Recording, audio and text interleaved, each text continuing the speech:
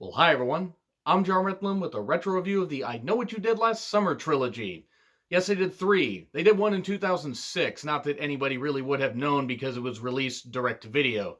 I actually rented it from either Hollywood Video or Blockbuster. That's how long ago I watched that, back when those things were around. I miss video stores, but I digress. That one was largely unconnected to the first two. The first one was the best, obviously. The second was a cash grab sequel, but at least they had some connecting themes. The third one didn't. And by God, this trilogy that isn't even really a trilogy because they went in a completely different direction for the third one is not necessarily remembered highly among horror movie fans, but I actually enjoyed the first one. And like any multi-movie reviews, yes, there's going to be spoilers throughout. I'm sorry, these movies have been out for quite a while. The first two have been out for well over 20 years, so there'll be spoilers from now on. So, I Know What You Did Last Summer, directed by Jim Gillespie, who directed Venom, the '05 swamp creaturey thing, not the comic book, the anti-hero comic book movie, and was written by Kevin Williamson, fresh off of Scream, where he was a really hot ticket. He wrote The Faculty. He wrote the other Scream movies. The Faculty, I may also be retro reviewing at some point because that one was a lot of fun. In this, you have Ryan Felipe, Sarah Michelle Gellar, Freddie Prinze Jr., and Jennifer Love Hewitt in a movie where they are out one drunken night. They're two couples, and well, things are, all fine and everything. They're gonna go off. One's gonna go off to college. One's gonna, go out and see the world. One's gonna be an actress in New York. And one fateful night, they hit a guy, kill him, and they make a pact to keep it a secret because they all have these lives to lead. Well, the guilt eats at them, and 1 year later, things start to inevitably go south because somebody knows their secret. Maybe the guy wasn't actually dead.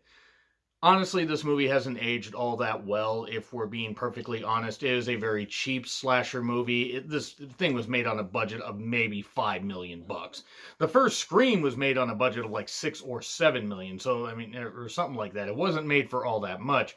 But this one had at least a bit of a breezy fun to it. Now, that being said, it's very obvious who the fuck it is. I mean, come on, when they say, hey, let's make a promise, we're going to be sworn to secrecy, and they go to dump the guy's body, and it turns out that the guy is still alive, and oh no, maybe he actually wasn't dead, or he got washed out to sea, but a year later, everybody's lives are kind of in the toilet. Ryan Felipe's character he kind of flamed out. His name was Barry. Thankfully, nobody named Jill here, so nobody was almost a Jill sandwich. If you get that, God, you're a big video game nerd.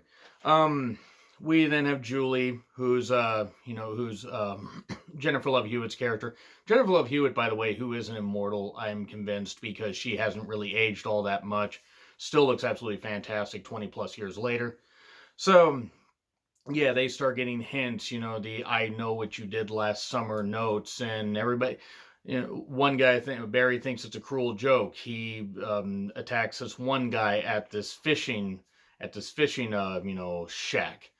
And there's this hook. Well, naturally, the hook gets used because it's the rain slicker and the hook that's the main sell.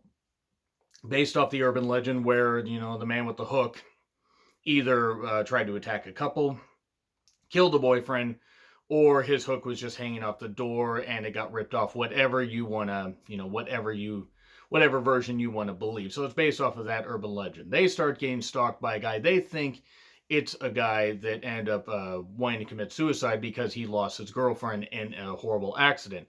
Turns out it actually wasn't him. It was a guy named Ben Willis. And it turns out that he wasn't actually dead. They did hit him, and he was the one that got dumped in the water. But he survived, because of course he fucking did. So they start getting picked off. One thing I do want to say is the soundtrack is very nostalgic to me. I actually love the goddamn soundtrack. I pretty much love every song on there. I listened to that thing religiously back when they had cassette tapes, and then later when they had CDs, because I had both. I had a Walkman with a cassette tape, and then also a CD player a little bit later. Yes, the same one where it didn't really have the best ability to not skip when you were running unless you got, a sturdier version. But anyway, that's dating me horribly. I was 16 when this movie came out, by the way. And it hit all my nostalgia points. Like, it just hit all those veins of nostalgia. It was a lot of fun. That being said, it is your basic slasher movie. There's all these red herrings, and Haish was in this, believe it or not, back when she had a movie career. And you also get Bridget Wilson Sampras, easy for me to say, who would later be in House on Haunted Hill. And yeah, you get the typical people getting stalked, people getting killed just, out of the view of, a parade going on, like Sarah Michelle Gellar's character. Everybody starts getting picked off. There's the, iconic for all the wrong reasons part where Jennifer Love Hewitt's character just does this whole, what are you waiting for, huh? What are you waiting for? And it's so bad. It's so bad. It's not even that they're bad actors. It's just so bad. But you might as well have some goddamn fun if you were going to be in a movie like this. And so it turns out that this guy, Ben Willis, has been, killing them, targeting them, and then he's like, oh, you should be doing things like, after he gets Julie on the boat, because he's dispatched Barry and Helen, Sarah Michelle Gellar's character. So it's down to the two of them, and he's picking them all off because, well, yeah, they inadvertently tried to kill him and then tried to cover it up. So yeah, naturally I'd be pretty pissed off too. And there are people getting killed. One guy gets killed early on with a hook through the head. That's a pretty good death scene. And then he gets dispatched because he gets taken up into the parts of the sails and gets his hand cut off and gets dumped into the sea. But just before that, he does say, if you're going to kill somebody, you make sure that they stay dead. Well, that line factors into the next one. And yeah, typical stuff of like, oh, everybody's having the guilt eat at them, even though there isn't really a lot of fleshing out of these characters. That being said, at least this one had some meat to it and had some fun, and it seemed like they had a bit of a coherent story. It was simple, but it was a coherent story.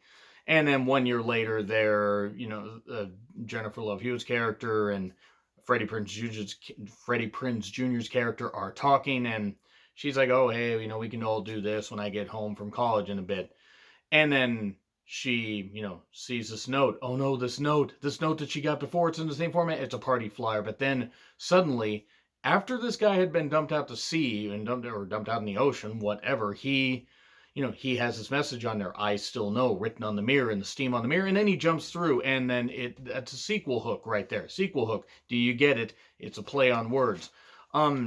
Yeah, I just want to say this much before I go any further, that Piper Valentine on Twitter, shout out to her, basically said that the Gorton's fisherman was attacking them, and now I can't unsee it. So from now on, he is the Gorton's fisherman killer, and that's pretty much all he is, and it's absolutely hilarious. That's the problem. He was trying to get at them because he was trying to protect his fish sticks recipe. Makes all the sense in the world, hence why we have I Still Know What You Did Last Summer, because he's taking revenge on Julie and Ray, Freddie Prinze Jr. and Jennifer Love Hewitt, and he's stalking them on an island. They went a vacation, an all expenses paid vacation to an island in the Bahamas. They just have to mention what the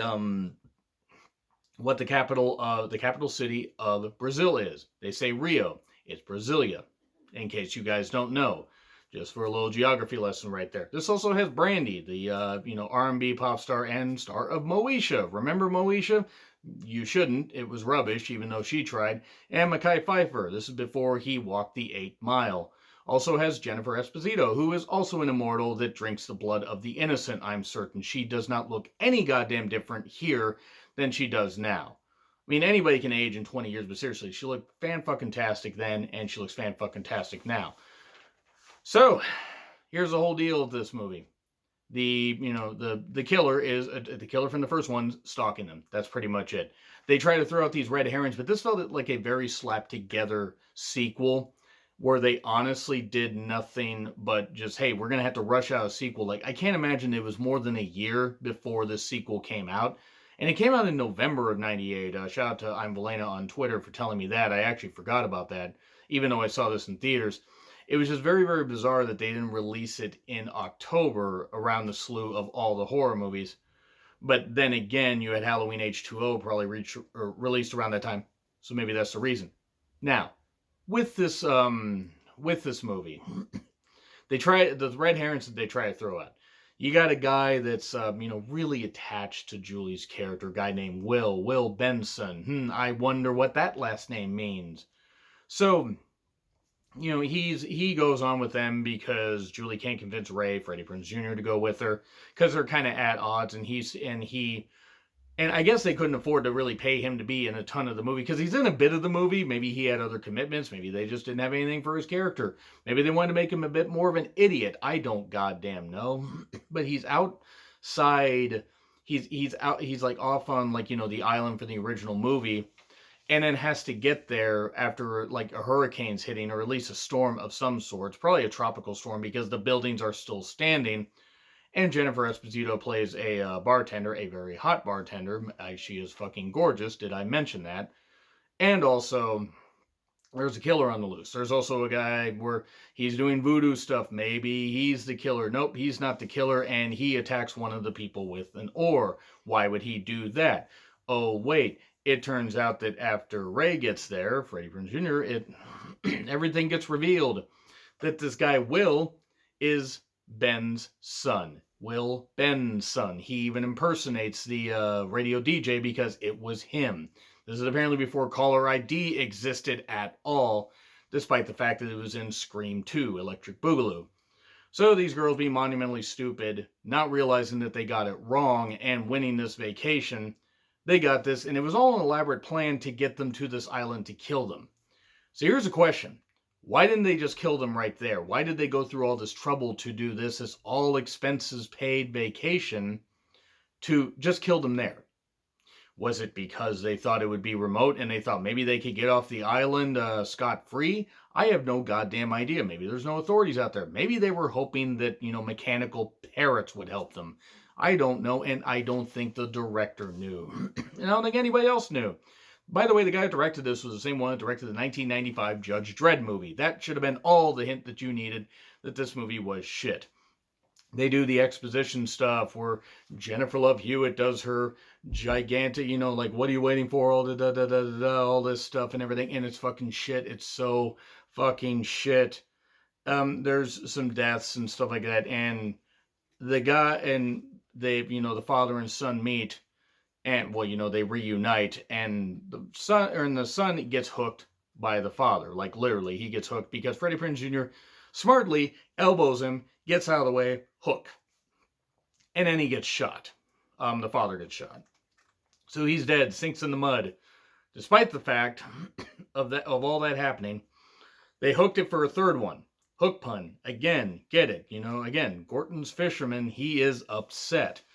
And what happens is, everybody's happy, like Julie and Ray are happy, but she gets dragged under the bed because apparently either the father or the son are still alive.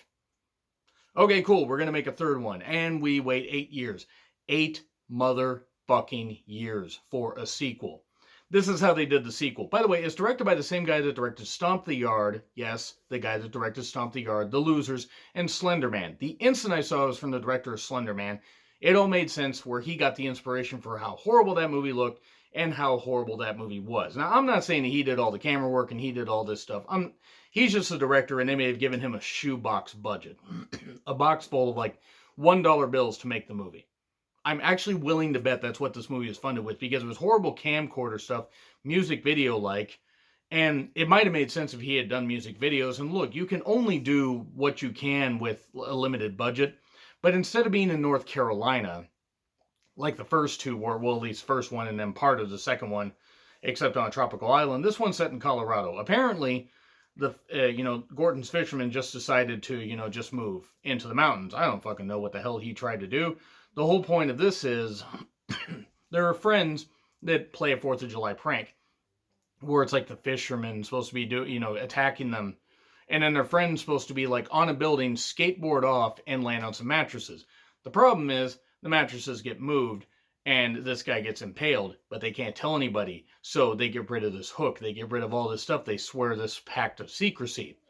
So all this stuff is just based on a prank, by the way, about the fisherman. There's no fisherman. No fisherman. Ben Willis, all this stuff, he's dead. He's dead. He's completely dead. This is largely unconnected. You know how they connect it? Everybody's all scared and everything. Everybody's all upset. One guy is completely insane, confesses the whole thing to a cop later. It turns out that by not telling the truth, the fisherman's ghost, the urban legend comes to life and starts killing them. That is what the whole fucking thing is. It's about the urban legend come to life. Maybe I might actually watch all the urban legend movies. I believe they did 3 of them. I don't know why, but they did all 3. They did 3 of them. Why do I do this to myself? Anyway, this movie was shit. There was a pretty hot brunette in there, attractive blonde, and the cast did what they could. I'm not going to deny that, but this movie was released in 2006. It looked like it wouldn't even pass for 1996. It barely looked like it was passed for 1986 because of the shoebox budget and all that, and the fact that it looked like shit. The camera work looked like shit. Sometimes I recognize that maybe the video quality on my videos aren't all that good. Here's the difference. I'm shooting YouTube videos on my phone. So I don't expect to have high production values, and nor should anybody, especially if you're just doing stuff like I am. But here's one thing you should do. You should understand, if you're going to make a movie, any studio, and I'm not even knocking a director, any studio, if you're not going to put a budget there to make it at least look halfway adequate, you shouldn't fucking make it. And Mandalay Pictures, who, helped produce the first one and the second one, helped produce this. And again, from the director of Slender Man, but also Stomp the Yard, which wasn't that bad. Stomp the Yard wasn't that bad. The Losers wasn't that bad. And that's exactly what this was. See, there's somebody appearing over here. He agrees. He absolutely agrees right here, the producer appearing. But yeah, that's what they did. It was all this explanation and all this shit, and it turned out that it was the ghost, the spirit of the fisherman that had come to life because they had lied apparently, or they summoned him, or some incantation happened off screen or completely cut out, and he decided to kill people. And the only way to kill him was to use the hook, the original hook. I'm not fucking kidding. That's exactly what they did. It was goddamn rotten. It was so goddamn rotten. Oh, and it turns out that even though they killed him in this rototiller, that cuts up the ground for farmland, nope, it didn't. It didn't kill him because the girl gets dispatched 1 year later. So this is exactly what I got to say about that. That's how shit that movie was. It was absolute goddamn dog shit. So in closing, guys, this is what I'm going to do. I'm going to bring the producer on because he liked the original I Know What You Did Last Summer. I think your favorite character of Aldo was Jennifer Esposito's character, because for some reason he's a heavy drinker and he likes bartenders. Don't you? He fell asleep during the third one. Anyway, by the way, adopt, don't shop, guys. Anyway, so yeah, the first one was fine, quite fun. Second one was just a hodgepodge and a fucking mess of a movie. It's like they had nothing that was going on, but my God, it looked like an Oscar winner next to the third one. So anyway, agree, disagree with what I said. Like, share, subscribe. Twitter handle in the description. I'm John Ritland. I'll see you soon.